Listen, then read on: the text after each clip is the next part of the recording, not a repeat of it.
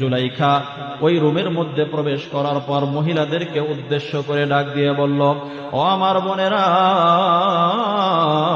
এই যে তোমাদের সামনে সুন্দর ফলের ঝুড়ি রাখা আছে, প্রত্যেকটি ঝুড়ির মধ্যে বিভিন্ন রকমের ফল দেওয়া আছে, আবার তোমাদের প্রত্যেকের সামনে সুন্দর একটি ধারালো ছুরি দেওয়া আছে।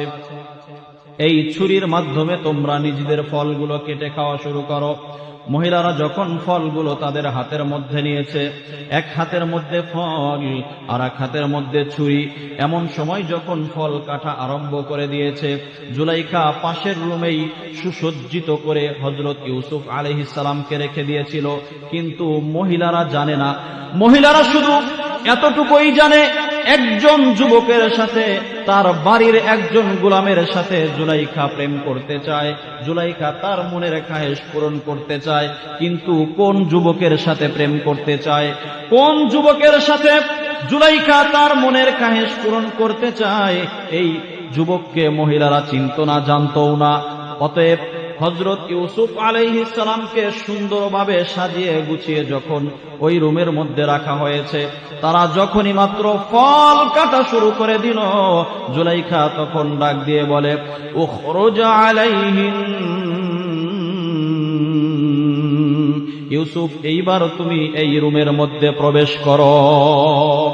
আমার বন্ধুগণ, মহিলারা যখন ফল কাটতেছিল, এমন মুহূর্তে যখন হযরত ইউসুফ আলাইহিস সালাম ওই রুমের মধ্যে প্রবেশ করলেন, মহিলারা সঙ্গে সঙ্গে আমার আপনার পিয়ারা হাবিব হযরত ইউসুফ আলাইহিস সালামের চেহারার দিকে সবগুলো মহিলা যখন তাকালেন, এ বাজান, মহিলারা ফল কাটতেছিল এই কথা তারা ভুলে গেল, হযরত ইউসুফ আলাইহিস সালামের চেহারার দিকে তাকিয়ে রইল। একটি পর্যায়ে ফল কাটা শেষ হয়ে গেল, সবার ফল কাটা হয়ে যাওয়ার পর আবার নিজেদের হাত পর্যন্ত কেটে ফেলল, অথচ একজন মহিলাও বুঝতে পারেনি। সুবহানাল্লাহ। হযরত ইউসুফ আলাইহিস সালামের চেহারার সৌন্দর্য কত ছিল! জুলাইখা যখন খেয়াল করল সবগুলো মহিলার হাত থেকে রক্ত বের হচ্ছে, এমন সময় জুলাইখা ডাক দিয়ে বলে, আমার বোনেরা, তোমরা তো এই যুবকের চেহারার দিকে এখনো বলে নাই এই যুবকের সাথেই আমি প্রেম করতে চাই, তার সাথেই আমার মনের খায়েশ পূরণ করতে চাই, এখনো বলেনি। তোমরা তো শুধুই মাত্র এই যুবকের চেহারার দিকে তাকিয়ে নিজেদের ফল কাটা শেষ করেছো, এরপর নিজেদের হাত পর্যন্ত কেটে ফেলেছো, তোমরা কি বুঝতে পেরেছো? মহিলারা যখন হাতের দিকে তাকায়, সবাই দেখে নিজের হাতের মধ্যে রক্ত, তারা বুঝতে পারেনি। এরপরে সবগুলো মহিলা একসাথে বলে উঠল, হাশা লিল্লাহ